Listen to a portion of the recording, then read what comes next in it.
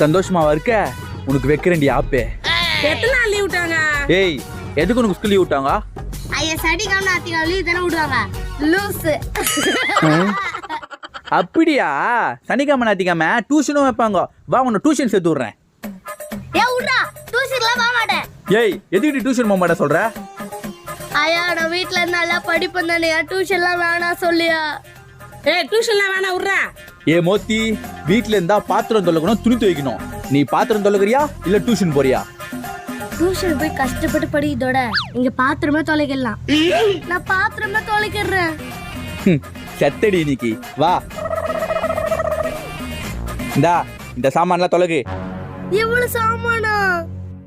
இந்தா, இதையும் சேர்த்தே தோய். அட பாவி, இதுக்கு டியூஷனுக்கே போயிருக்கலாம்.